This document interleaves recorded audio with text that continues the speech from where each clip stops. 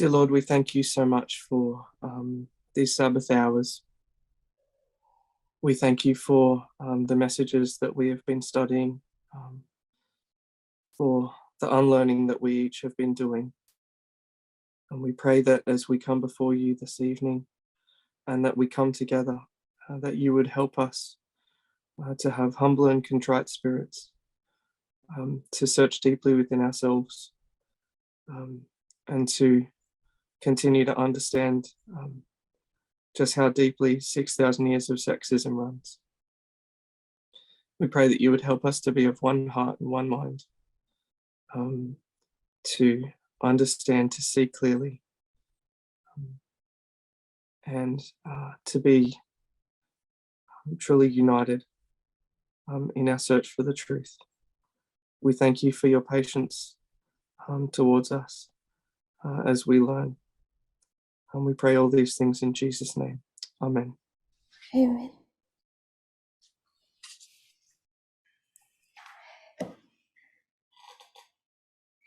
It's been 2 weeks. So there has been a gap. I don't want to spend much time on review though, because our last class 2 weeks ago was mostly review. I wanted to, on the board behind us, just try to illustrate what we were doing, that we took Max as a representative of a large segment of society, especially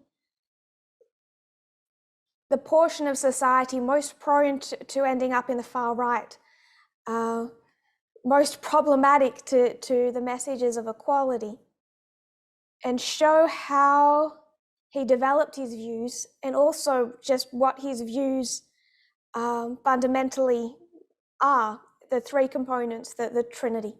So just to remind, if you want to speak, please put a H in the chat so we can remember all of our method of operating. A H in the chat will, for me, indicate that there is a hand raised. So just to remember, happy to have dialogue, but if you can just raise your hand if you would like to. So I wanted to show Max as an example of a large group in society, which is exactly what the article was doing. They'd seen this broad segment and they had found someone in that portion of society willing to elaborate on the views that this portion of society has. And they broke it down to that Trinity doctrine. So we wanted to ask why does Max, the Maxes, have that worldview? Why do they have this belief, a strong belief in atheism, men's rights, and libertarianism?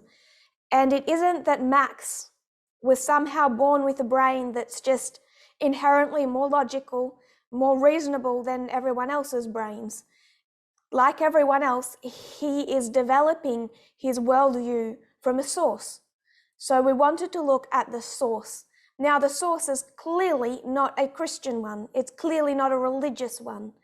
So we went and looked at the Mount Rushmore, the influences of they predated that. You could say post-1989 atheism, if we want to keep a prophetic model, particularly finding their voices after 9/11. So we looked at those influences of modern atheism and evolution. And we put Max here with that collection of doctrines, and then we moved it upwards to see the influence that someone like Max is coming under over the last 25 years. Remember, when we're discussing Max, and we're also looking at this in the context of Gamergate, we're not talking about men in their 60s, 70s, 80s. We're talking about someone in their 20s and 30s, particularly, and also around the middle age. But someone going through the 90s, going through 9/11, and developing their worldview through particularly the decade of the 2000s. where you hear the rising voices of the four horsemen, Harris, Dawkins, Hitchens, and Dennett. So in the last class that we had, I wanted to make the point that they are not just proponents of atheism, they are also the proponents of men's rights and libertarianism. So we went further into things that Dawkins has espoused and Hitchens has espoused, particularly Dawkins and Christopher Hitchens, to show that not only are they the voices of modern atheism, they also embody libertarianism and men's rights activism, which would make logical sense, because if Max has all of these views and they come in that kind of package, then they're coming packaged from somewhere else as well. So we went through various arguments that these four men made. We saw that Hitchens makes the point that civil rights, especially in relation to gender, were completed in 1968, and everything since then, and the concept of the personal is political, is rubbish. We saw him make arguments about how men are the oppressed in society. The other men certainly gave sympathy to that view, but he stated it emphatically.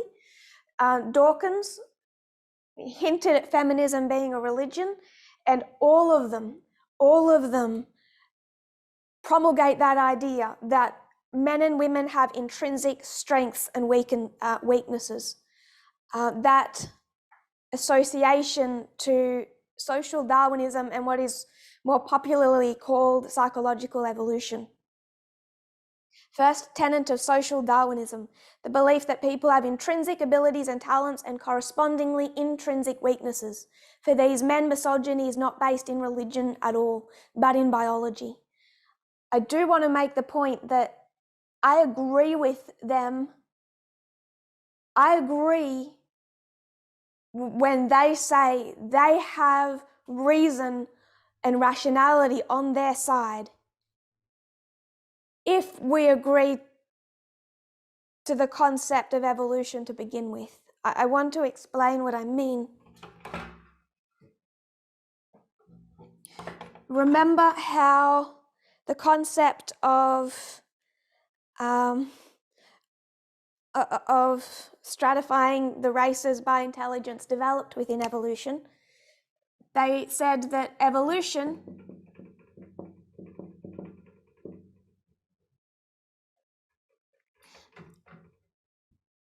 could be seen through the development of language, and because you had all these different languages,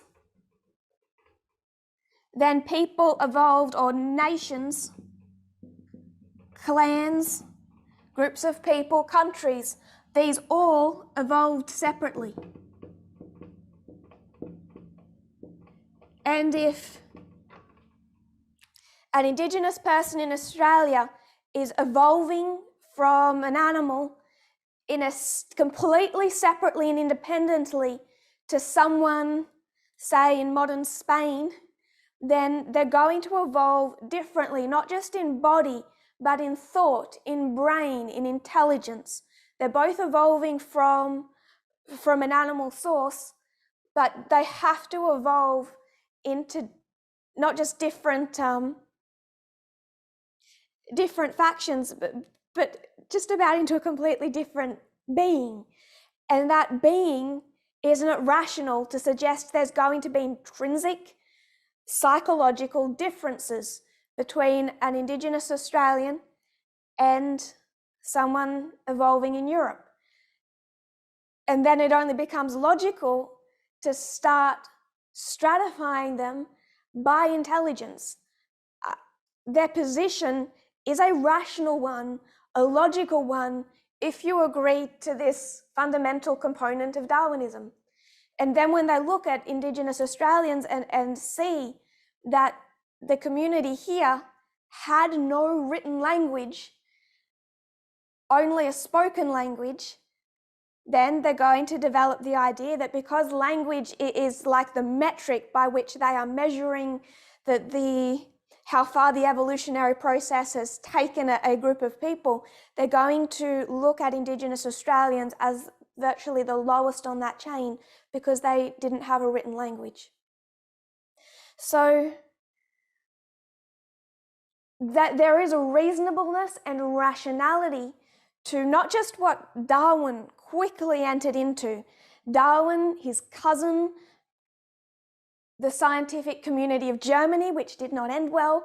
There's a rationality to that, but there's also, it hasn't gone away, as we know through the book released, I think, in 1994, and then how Harris, particularly Sam Harris, has continued to give airtime to what developed in the 1800s with Darwin. It's not a new concept.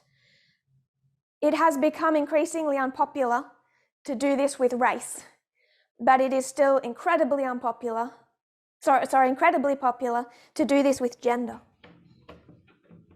And I think that the articles, not just the one from the Scientific American, but the Vox article I shared, they make that point quite well.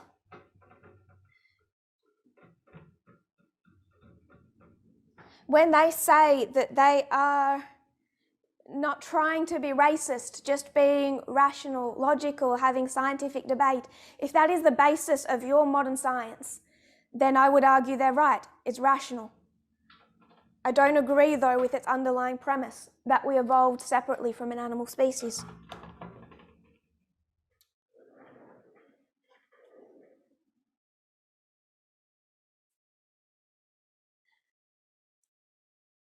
Separate evolutionary chain for the races. Separate evolutionary chain for men and women. Even though they're intermingling, they're pushed into different structures within society, and men hunting, fighting, politics, debate. Darwin said it best. Man ultimately became superior to woman. They had to, because they were evolving in different environments. So we'll go to the article, the Scientific American. I'm just going to read a few bits from it and then check and encourage people to comment. That article goes into how Charles Darwin and the scientists surrounding him, embracing psychological evolution, social Darwinism, built that into a model of sexism, which he says hardened sexism into something that couldn't even be challenged because they made it inherent, they made it biological. Evolutionary psychology, a modern instantiation of Darwinian theory, still provides justification for female inequality. And then he gives recent examples of how this continues widely today, popularly today. A 2000 book, The Mating Mind, How Sexual Choice Shaped the Evolution of Human Nature. Evolutionary psychologist Jeffrey Miller writes, men write more books, men give more lectures, men ask more questions after lectures, men dominate mixed sex committee discussions. I just want to comment there. I remember when 𝘃𝗶𝗱𝗲𝗃 came to Australia in 2017, and I remember when he would finish teaching or when we would gather before a mealtime, and the men of the movement would gather around him like a circle to see what he was saying. And I remember very clearly the battle in my own mind. There was no women that gathered around him. The women would go off together, or they would go into the kitchen, they would be cleaning, they would be packing up, they would be with children. The women didn't cling to him. And the battle in my mind was not that I couldn't. The battle in my mind was the social pressure of being the only woman in that group, going up, pushing closer to hear what he was saying when he wasn't presenting, when there were these private discussions. And women missed out on that, not because they didn't want to ask questions after 𝘃𝗶𝗱𝗃𝗃 taught, but because of the social pressure, because of the feeling that when you would go up, that you would be looked at in a certain way. And there was that look like, what are you doing here? Are you trying to find a boyfriend? You're out of place. That was palpable in the room. And that was why I did go up, but it was an internal intellectual fight against the way that going up made me feel vulnerable, afraid, alone. Men write more books, men give more lectures. Yes, they do. But I can't prove it through a scientific formula for these evolutionary psychologists. Again, it's experiential. These behavioural differences reflect biological differences, Miller argues. So they're saying this reason that primarily the men of the movement gathered around 𝘃𝗶𝗱𝗲𝗀𝗏, whereas the women would find themselves useful in other ways. They're arguing, evolutionary psychologists argue that that is biological. Experience tells you it's not. Natural selection made males more aggressive in their pursuit of status than females. Hunter-gatherer societies, though, they say were remarkably egalitarian. Then they go into the Google memo that James Damore released, and that's what I wanted to bring up with the Vox article, to make some very specific points. Does anyone have anything they want to say on the Scientific American article? Anything they learnt from that or that stood out more clearly?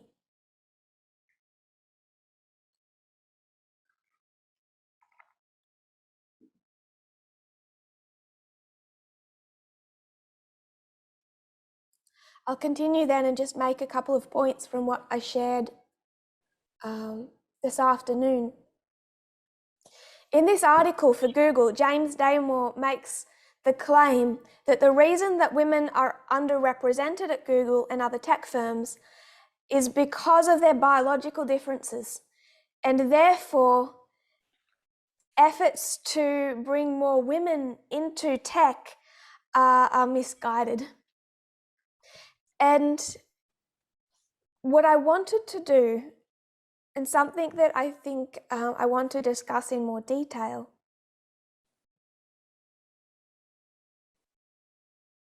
is how we view arguments like that. What I did was, when I read in that article that he said an evolutionary psychologist, in fact quite a number of evolutionary psychologists came out in defense of Damore, I went to see what the evolutionary psychologists had to say. One of those evolutionary psychologists wrote an article for the New York Times. His name is David Brooks. And what David Brooks says in defense of Damore's memo is that Damore, the Google employee who wrote the memo, Damore was tapping into the long and contentious debate about genes and behaviour. On one side, so he's going to make two sides.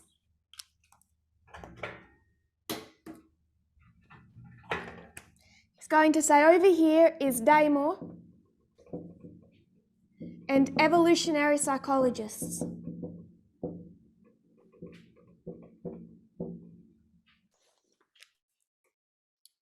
On one side are those who believe that humans came out as blank slates and are formed by social structures. On the other side are the evolutionary psychologists who argue that genes interact with environment and genes play a large role in shaping who we are. He says, in general, the evolutionary psychologists have been winning this debate. So he thinks they're winning. And over this side, you have, I don't want to just put feminists, I'm going to put Gina Rippon. Because it's not just feminists. It is perhaps a minority within science, but a group within science. He quotes other scientists. Deborah So wrote in the Globe and Mail in Toronto, despite how it's been portrayed, the memo was fair and factually accurate. Geoffrey Miller and other evolutionary psychologists wrote in the Quillette, for what it's worth, I think that almost all of the Google memo's empirical claims are scientifically accurate. What we have is a legitimate tension. Damore is describing truth on one level,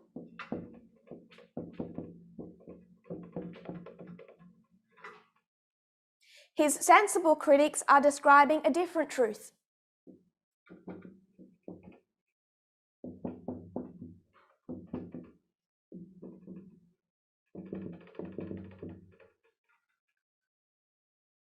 One that exists on another level.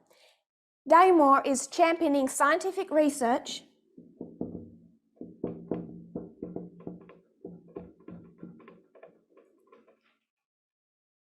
They are championing gender equality.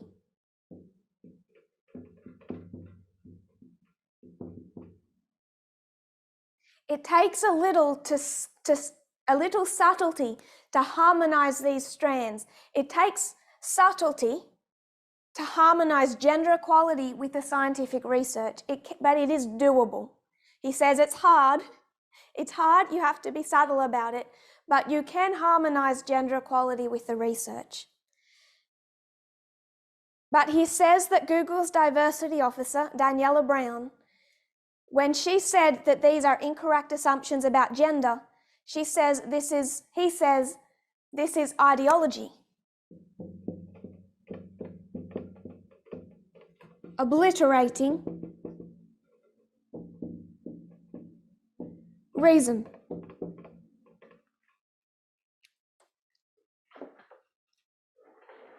So I shared the Vox article to give a little bit more of a rounded perspective of what was in that memo and the problems with that memo.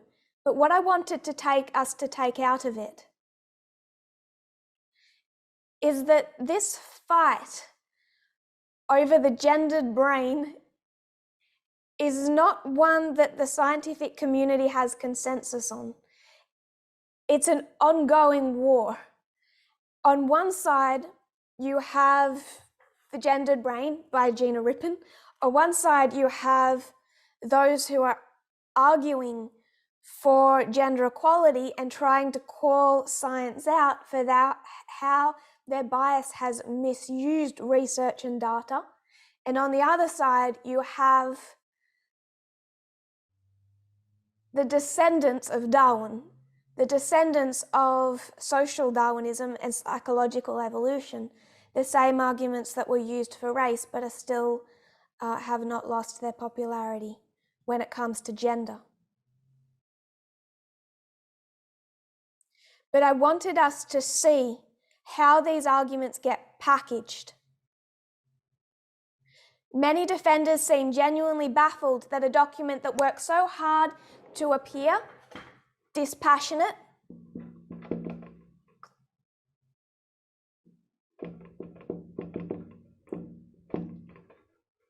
reasonable,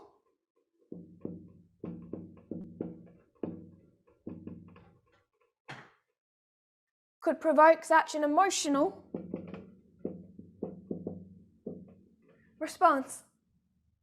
Note that these are just average differences, the manifesto reiterates. Defense. Gender differences are just average.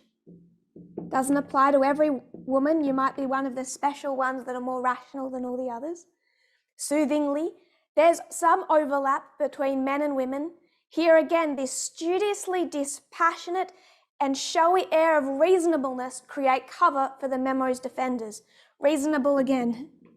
It keeps coming up because those who are making this argument and those who are fighting this argument know what the defenses of it are. Reason, reasonable, dispassionate, scientific research, truth on a rational level.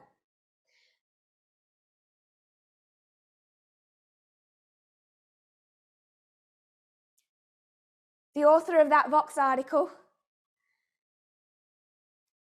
a man on Twitter, responded to what she had to say by saying it was irrational for any one woman to take offence at a discussion of women's characteristics on average.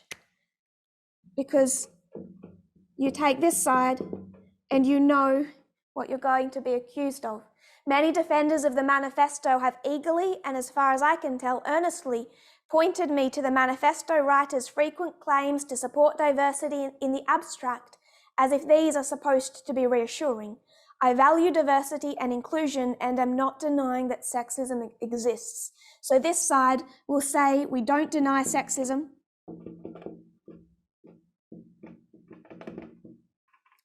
We are feminist. But that doesn't make their arguments or how their arguments are used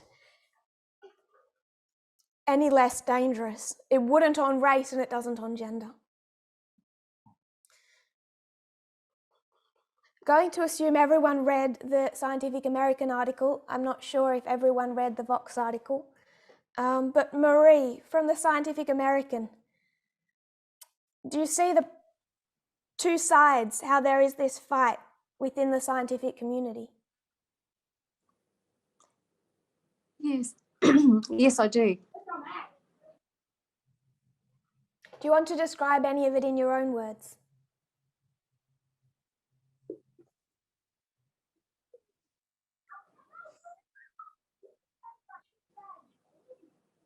Oh, I'm sorry, I'm a bit blank at the moment. That's fine. It might settle in with time. Anyone else? Has anyone read the Vox article that was posted this afternoon? Is there time for that? Some haven't had time yet. Graham?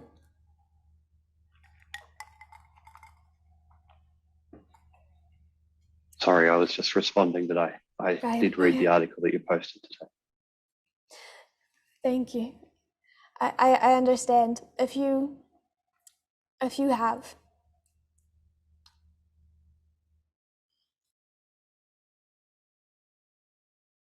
I wanted to show how, and this is a brilliant book, she makes a scientific argument, but it is not one that many people, even within the scientific community, believe is rational or reasonable. And I want us to know that when we hold to this position, that we are fighting a large amount of the scientific community. And this is where that argument has developed through psychological, social Darwinism. They keep saying themselves, they reference themselves as evolutionary psychologists. They've taken that component from Darwinism to argue about these intrinsic differences. And that's something that the author of the article of the Scientific American, that's something Gina Rippon is very well aware of, that they are fighting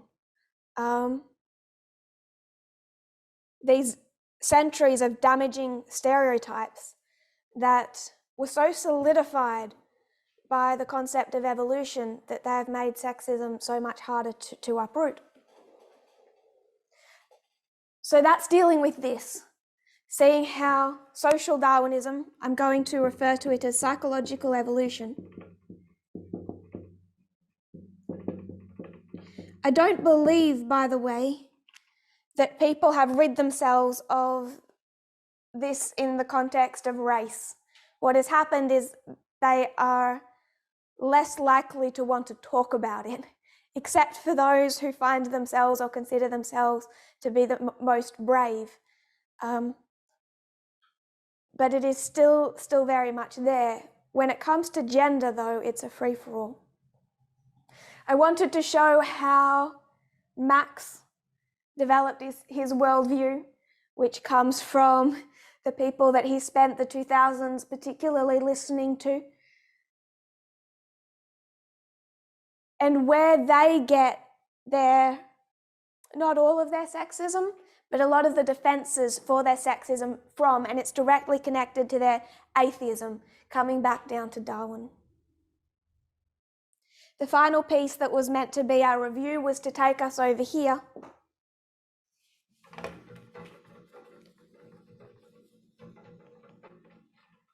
To Roy den Hollander.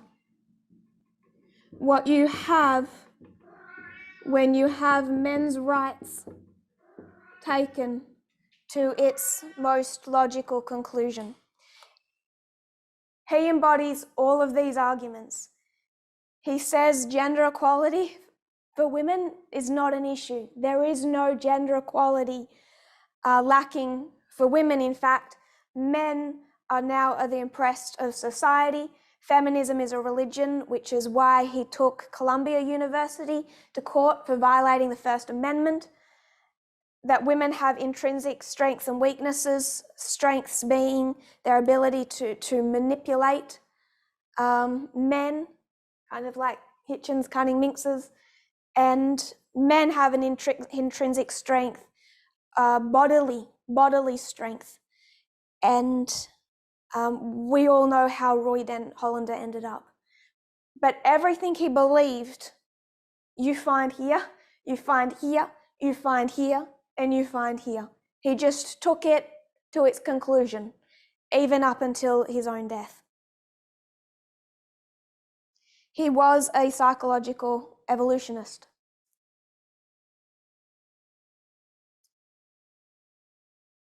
So why are we doing this? Why are we studying this?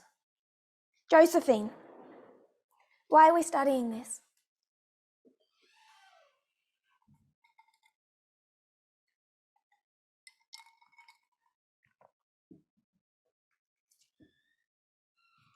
Josephine?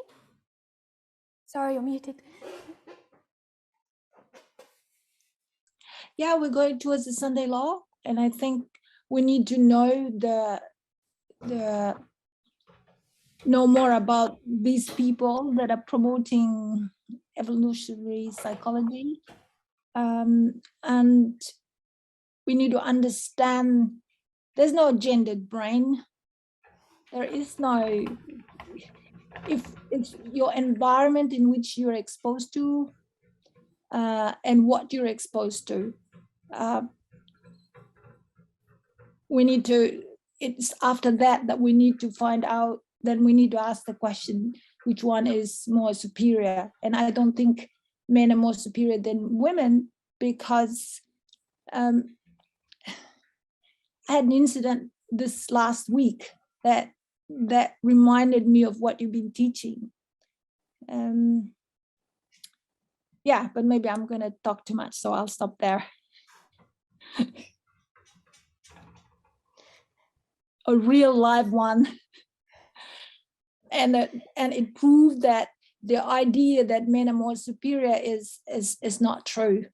It's what you're exposed to and opportunities that you have. You're worried you're going to talk too much, Josephine. I'm a bit worried. My son was telling me about my older boy. That's sexist. Yes, sexism. I don't think you're going to talk too much. So if you want to tell your story, we're happy to. I will tell. Bring that into Twins, 2 high school students, twins, they're twins, and they're taking driving lessons. And my son said one took the lesson straight after school, and the other one took the lesson at peak hours. So before he went into the lesson, because I was telling him about there's no gendered brain, men aren't any superior than women. And he thought men are cleverer than women. So when he put the students to test, he soon found out that the girl was very observant. She was quick with her reactions. She was a skilled driver as compared to the brother, the twin brother. And then he said, yeah, you know what you told me is quite right. So what I did was I swapped the students and exposed the boy to the peak hours driving, and the girl and the boy came up to par. In other words, he was inferior because of what his environment was like, what he was exposed to. And when he changed, but the girl was superior. So the opposite can work. It's what the men that are exposed to engineering, medical science, all of that, they think they're more superior. But you expose the women to the same thing, and they'll have competition. And we're studying that because of, I think, the Sunday law. What's coming in the Sunday law, we need to be aware of our beliefs and be sure about the gender and the sexism, inequality. I don't know, maybe I'm talking too much, but that's what I think. Don't say that in my class, Josephine. No, I won't now. I don't think You won't that open up anymore. the women here speak too much. I don't think you speak too much. Happy to hear you. That is a good example. This is what happened with vaccines. People have had an experience, they have a friend, they see a child that develops autism or seems to suddenly develop around the age when it usually manifests, which is around the age they get certain types of vaccines, and they put the two together and think they've formed a conclusion. This is what happens with gender all the time. You put men and women in a certain scenario and it just continues to build upon and validate what was an incorrect premise to start with. The idea that there are these intrinsic differences, strengths and weaknesses, and it does attack this message, the midnight cry message, at its very core. Because if you're going to talk about Eden to Eden,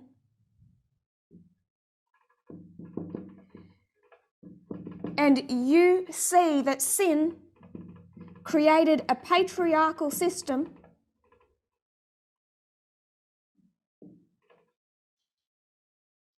and we see the patriarchal system needs to be dismantled, then Daniel Dennett is going to say this wasn't sin, this is biology.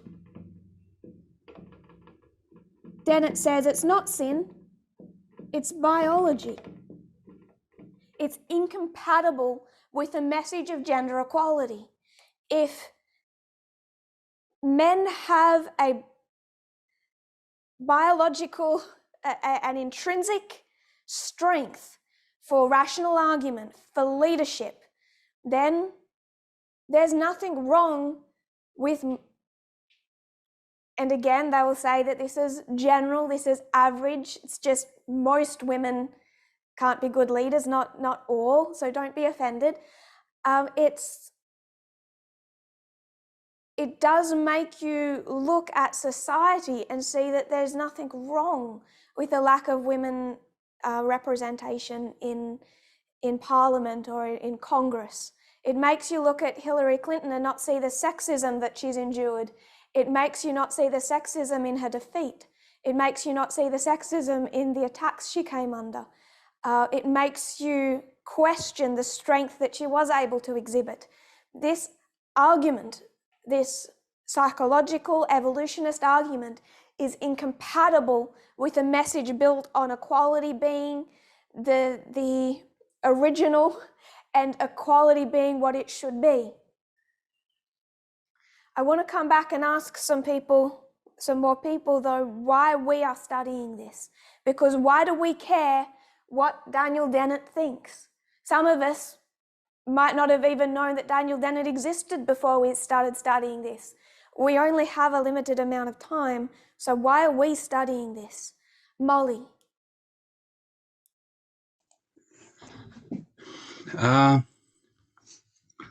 The way I look at and understand the article is that as we're heading towards Sunday law, we can see the sexism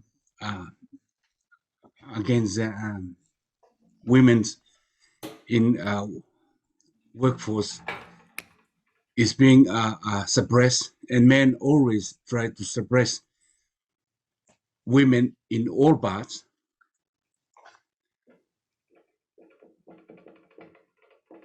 Even though they know that, that the study and the facts doesn't approve what they are saying. They are doing it in a scientific way, but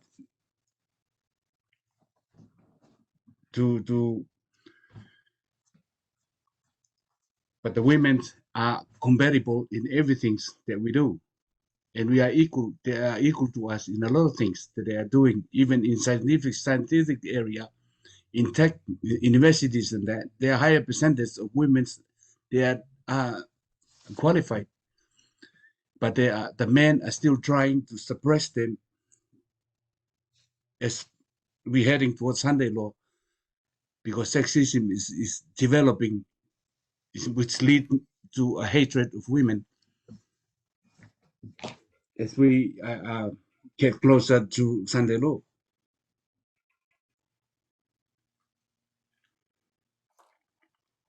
So you said a lot of good things. If I was to summarize it, that it's here to teach us about sexism in society, and you said even in, maybe if I wrote STEM instead of science, does that embody what you were saying, Molly? Yeah.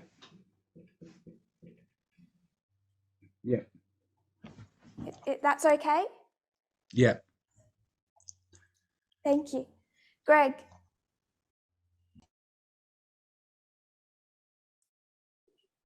I've got my earpods in, so let me know if it's a problem. First of all, I see the article, you kind of had it written on the board, but you rubbed it out, where Cynthia was saying one thing and Delmore was saying something else. And it stood out that there was two streams of information quite clearly. Obviously, Delmore was using, in my opinion, a pseudoscience.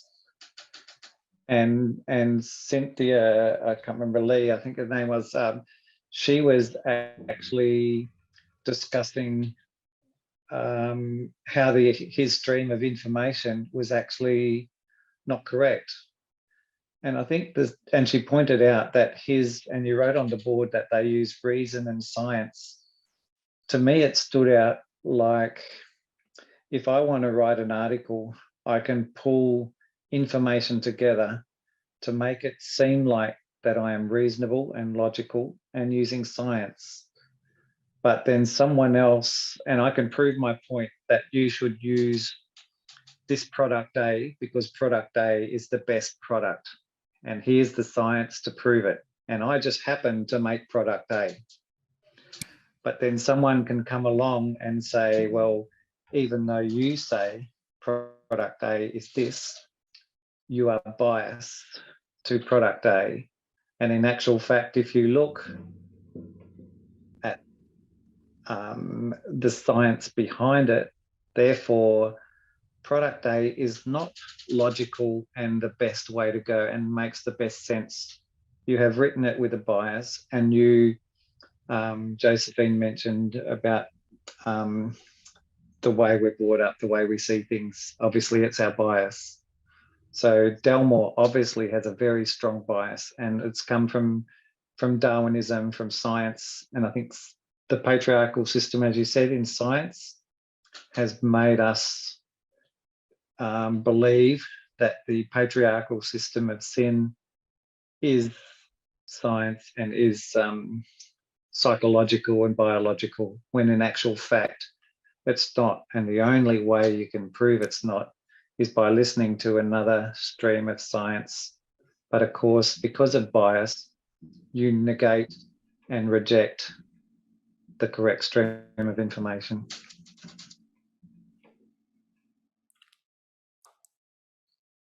So we've looked at two streams of information within Adventism, within Protestantism, going back to 1798. We've done that for Catholicism, and now we've gone to science and seen the two streams of information within science.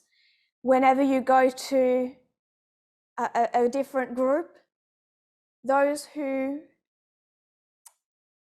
support the position of sexism are always pretty much always the leadership. It's always the institutional. I would even say that for Catholicism now, even though Francis is in some ways embodied, represented both sides. We can make two compare and contrasts with Pope Francis and Catholicism. So you're going to say that it's to show us the two streams of information in science, the bias that exists that they are not immune to, because that Google employee, he used a lot of science, and a lot of evolutionary psychologists said the science is with him, and in this fight between the two sides, the evolutionary psychologists are winning. That is not something that Gina Rippon would agree with, and we agree with her. We agree with her not just because her arguments are fantastic, but because that is what prophecy teaches us. Brodie.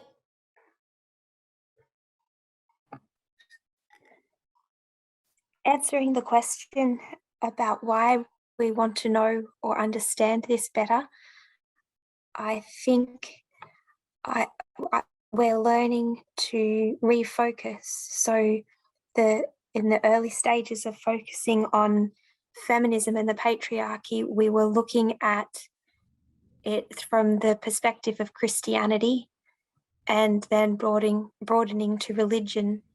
And we're learning to refocus to look at where sexism sits globally. And that means we have to reevaluate the cause, or at least consider its origin. So, is the patriarchy from our patriarchs, Abraham or Moses or Christianity, or does it go deeper?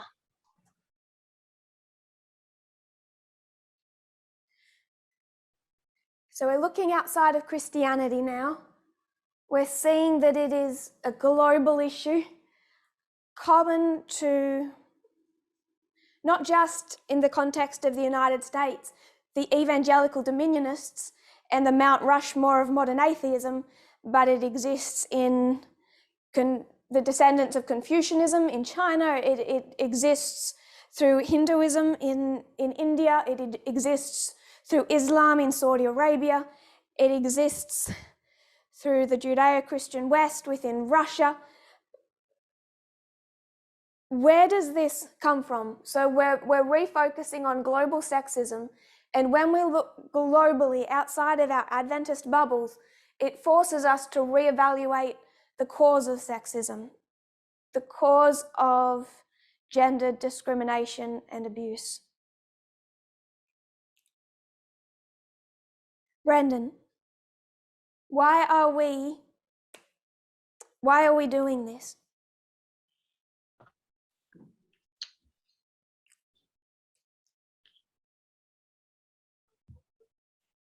I think it's, now that I agree with what everyone's just said. We're now living in a post-Christian environment.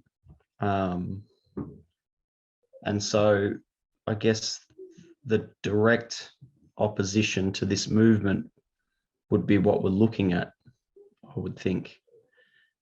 And that's the threat. So I guess that's that. I think we're now looking at the cause of the underlying cause of a lot of the sexism that we find in society. And for me, particularly with that article, if you go back to the original two streams where I think it was Caroline, in the 1880s, women's rights activist, her name was Caroline Kennard, when she wrote to Darwin directly, you could see the seed right there. What her argument was, well, and it's exactly what Josephine said, let the environment of women be similar to that of men and with the same opportunities that he has, before you can judge and make the claims you're making, and to suggest they're intellectually inferior. So right back then, the arguments were the same. On one side, you've got Darwin saying it's a natural state of affairs because this is how it is. This is the biases that exist in nature. And she's saying it's environmental, and it's, the inequality of society making that, and then it becomes a self-fulfilling prophecy, which then people use as evidence that, see, Darwin is right time and time again. So because of the inequality, it gives less opportunity for women to do certain things, and it just perpetuates and perpetuates, and people use that as even evidence for their claims. So why are we looking at this?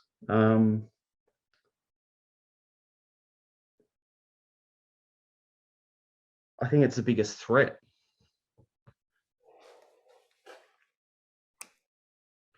Particularly in the post-Christian world.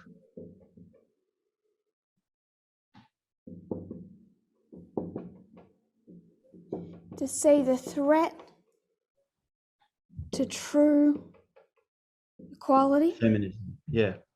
Feminism. To radical feminism. It's like the underlying threat. And it seems so. Yes, it keeps saying reasonable if you adhere to all those that I'm going to call Darwinism, that ideology. If you adhere to that, you can see why you know millions of people are just going to be stuck there. I'm not sure how else to say why. So we're seeing where society is stuck, secular society. Yeah. And how that creates an impenetrable blockage to true proper gender equality. That's what I heard you say in the last portion anyway. Well, if it's a natural state of affairs, it's not seen as a threat because that's just how it is. So everyone accept their place. Remember, there's no God, there's no sin, there is no true moral compass of right and wrong. However unpleasant, differences are if I can use a famous phrase, the natural order of things. And it's irrational to fight that. Josephine.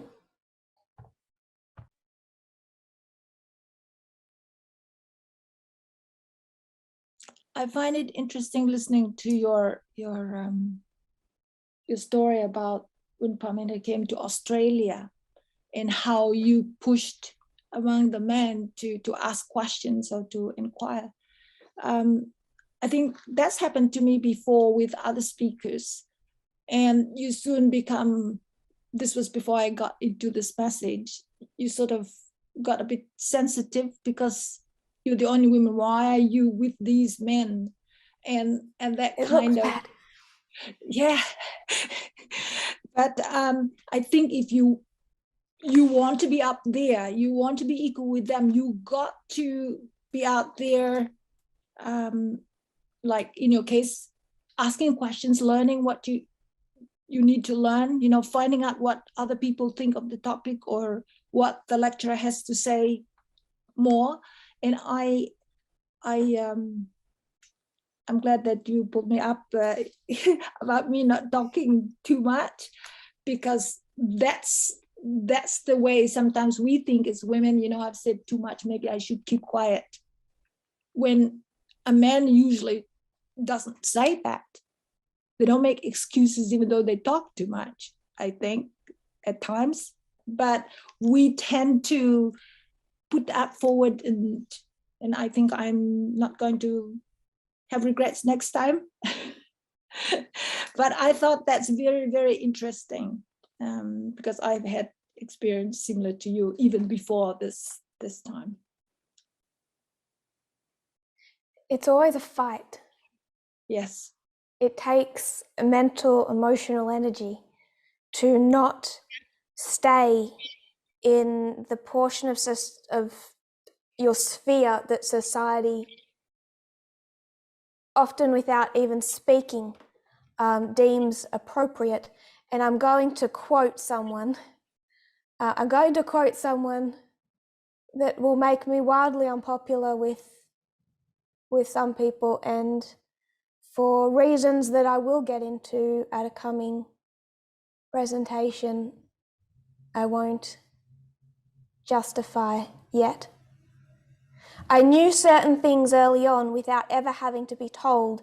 I knew that men have the power, physically, socially and financially, and that a lot of institutions support that arrangement.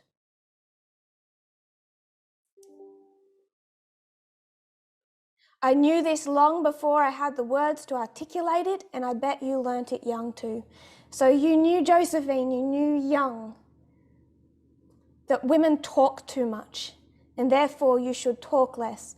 And when, again, like the gendered brain, if you actually want to look at the data, women speak less than men, and I've shared that on the media broadcast before, trying to undercut some of those stereotypes, but they are so ingrained. And for those wondering, I just quoted Amber Heard, and we will be discussing her more.